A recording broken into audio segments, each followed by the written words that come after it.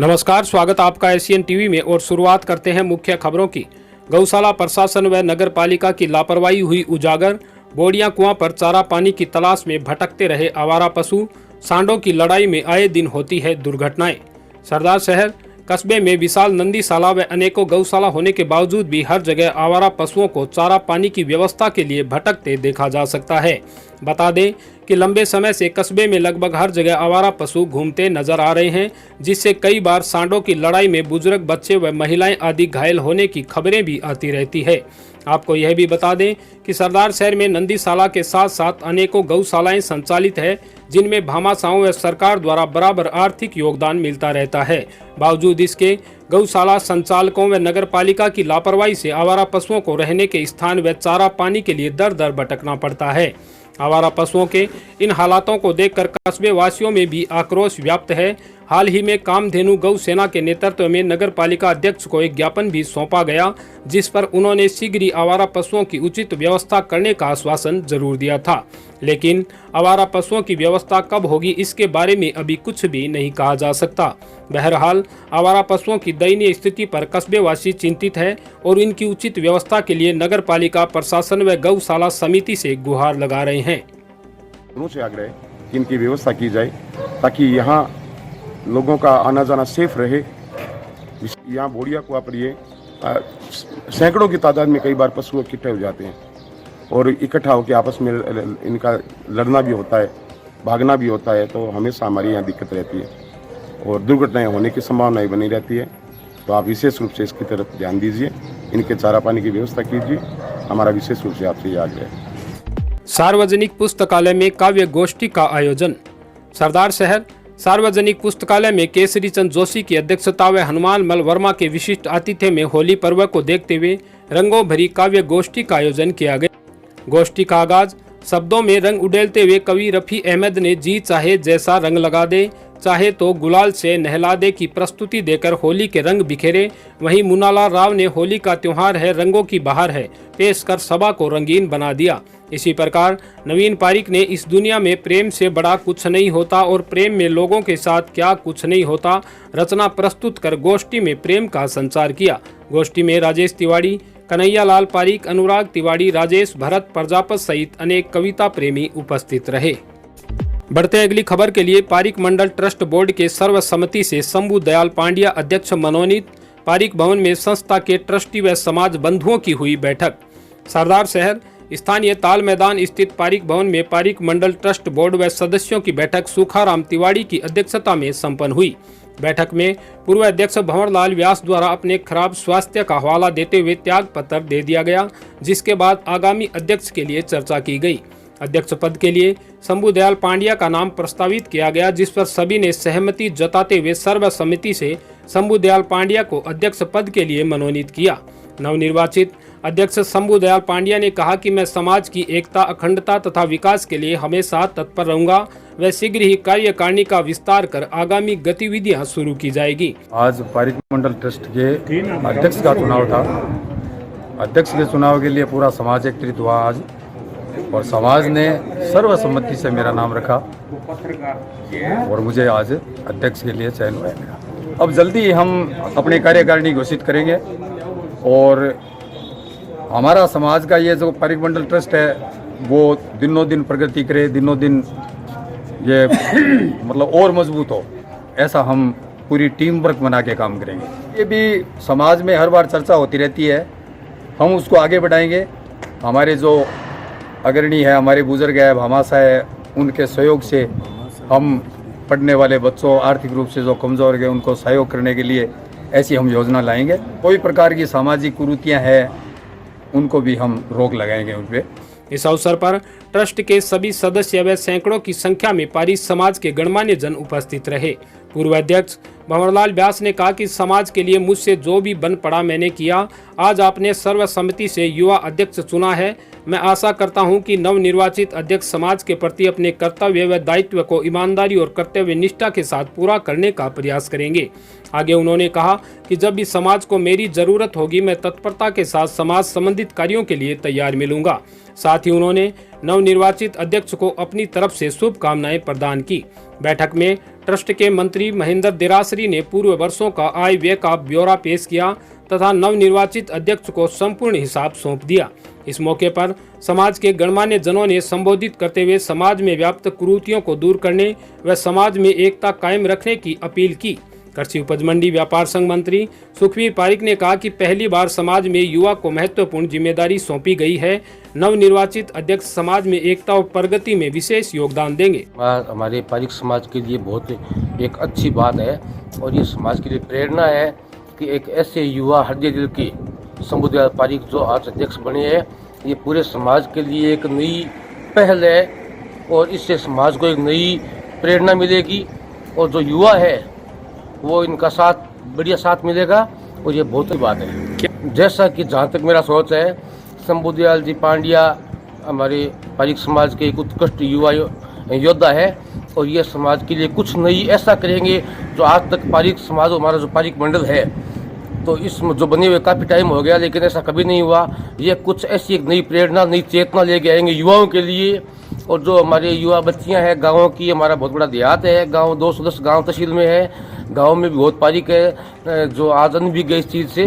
तो जहाँ तक मेरी सोच है तो शंभुदयाल जी पांड्या इसके बारे में कुछ ऐसा एक उत्कृष्ट कार्य करेंगे और ये हमारे युवाओं में एक ऐसा जोश पैदा करेंगे जिससे एक पारिक युवा जो ट्रस्ट हमारा मंडल बना है इसमें एक नई ऊर्जा भरेंगे। जरूर समाज की एकता को एक डोरी में पिरोने की कोशिश करेंगे। बैठक में ओम प्रकाश जोशी, गौरी शंकर जोशी, सुखाराम तिवाड़ी, ब्राह्मण महासभा के जिला अध्यक्ष पूनम चंद तिवाड़ी, विकास अधिकारी दुर्गाराम पारिक, गौरी शंकर पांड्या, पारिक यूथ क्लब व पारिक नवयुग मंडल के पदाधिकारियों सहित सैकड़ों की संख्या में समाज बंधु उपस्थित रहे। कार्यक्रम का सफल संचालन जिला परिषद सदस्य गिरधारी द्वारा किया गया। तारानगर थाना अधिकारी गोविंद राम बिश्नोई मई टीम ने इंश्योरेंस कंपनी के अधिकारी 30 लाख रुपए ठगने वाले 4 लोगों को गिरफ्तार किया है। थाना अधिकारी गोविंद राम बिश्नोई ने बताया कि चंगोई गांव के प्रताप सिंह ने 5 नवंबर 2019 को उक्त मामले को लेकर तारानगर थाने में मामला दर्ज करवाया था। थाना अधिकारी बिश्नोई ने उक्त मामले को गंभीरता से लेकर जांच पड़ताल शुरू की तथा 29 मार्च 2021 को 4 आरोपियों को गिरफ्तार कर लिया। चारों आरोपियों को सुजानगढ़ न्यायालय में पेश किया गया, जहां से चारों आरोपियों को पीसी रिमांड पर लाया गया है। थाना अधिकारी बिश्नोई ने बताया कि बरामदगी का भी पूरा प्रयास किया जा रहा है। 2019 में तारानगर थाना में एक इंश्योरेंस के नाम पर एक व्यक्ति के साथ में करीब 40 लाख की ठगी हुई थी, जिसके अनुसंधान के तहत साइबर टीम की मदद से दिल्ली से 4 आरोपियों को गिरफ्तार किया गया है, जिसके संबंध में आगामी अनुसंधान जारी है और रिकवरी के प्रयास किए जा रहे हैं। तारानगर के स्वर्गीय गायत्री देवी व स्वर्गीय रुगलाल गोयल भगत की पुण्य स्मृति में गोयल परिवार द्वारा स्कूटर पार्किंग में राहगीरों के लिए वाटर कूलर भेंट किया गया है। पूर्व चेयरमैन जसवंत स्वामी ने कहा कि भीषण गर्मी में बाजार में आने वाले राहगीरों को पीने के लिए ठंडे पानी की व्यवस्था नहीं थी, जो अब गोयल परिवार द्वारा की गई है। गोयल परिवार ने क्षेत्र में पहले भी अनेक महत्वपूर्ण कार्य किए हैं। गर्मियों के समय में राहगीरों को अब ठंडे पानी की समस्या नहीं होगी। इस मौके पर सहदेव भाटी, अदरी सैयद, आदिल खोकर, मान सिंह सैनी, कुंदन सैनी, मांगीलाल शर्मा सहित गणमान्य लोग उपस्थित रहे। चूरू के वार्ड नंबर 37 में बिस्मिल्लाह मस्जिद के पास शरीफ बड़मुजा के पुत्र साहिल के साथ बबलू, मुश्ताक, मकसूद, साकिर, आदिल, चांद, समीर, सोहेल व शाहरुख खान आदि ने आपसी रंजिश को लेकर साहिल के साथ मारपीट। जब इस बात को लेकर साहिल के दादा रफीक बड़मुजा समझाने गए तो उनके साथ भी आरोपियों ने सरियों, लाठियों व अन्य हथियारों से मारने की नीयत से मारपीट की। जब उस बात का रफीक की पत्नी सुगरा, बेटा रशीद, पोता साहिल व पुत्र वधू नसीम छुड़ाने के लिए आए तो उनके साथ भी मारपीट की गई। परिवार के लोग व मोहल्ले वासी घायलों को भर्ती अस्पताल लेकर आए तो रफीक को जयपुर रेफर कर दिया। जयपुर में इलाज के दौरान रफीक की मौत हो गई। वहीं मुस्तगिस रशीद ने कोतवाली थाने में मामला दर्ज करवाया है। मेरा बेटे को उन लोगों ने मारा, पहले उसको मारने के बाद मेरे ताऊजी गए बोलने के लिए, भाई इसको क्यों मार रहे हो, तो फिर ताऊजी के साथ मारपीट की।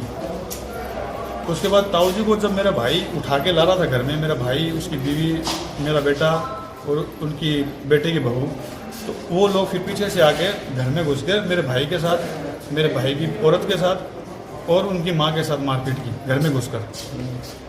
कौन लोग थे?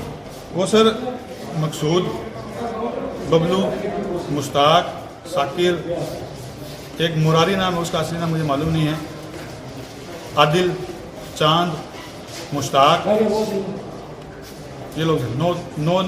नौ तो मुझे याद है, बाकी अन्य लोग उनके साथ थे। सर रशीद घायल हुआ है, उनकी वाइफ नसीम घायल हुई है, उनकी माँ को थोड़ी बहुत चोट आई है, और उनके पिताजी जो हैं रफीक, मेरे ताऊजी जो हैं, उनको सर में गंभीर चोट आई थी। वार्ड नंबर 86 में रंग और गुलाल के साथ मनाया घुलंडी पर्व। वार्ड वासियों ने एक दूसरे को दी होली की शुभकामनाएं। सरदार शहर कस्बे के वार्ड नंबर 46 में होली के दूसरे दिन घुलंडी पर्व पर वार्ड वासियों ने सुशीला देवी हरिद्वाल के नेतृत्व में एक दूसरे को रंग गुलाल लगाकर खुशियां बांटी। इस अवसर पर वार्ड की महिलाओं, बच्चों व पुरुषों ने एक दूसरे को रंग गुलाल लगाकर होली पर्व की शुभकामनाएं प्रदान की। इसके साथ ही चंग की धमाल व डीजे की धुन पर नाचकर होली हर्षोल्लास व उत्साह के साथ मनाई। इस मौके पर दीपांकर मिश्रा, नीरज महर्षि, मुकेश हरिद्वाल, रेखा राम, संजय मिश्रा, प्रमोद, पंकज मिश्रा, नंदू काछवाल सहित बड़ी संख्या में वार्डवासी उपस्थित रहे।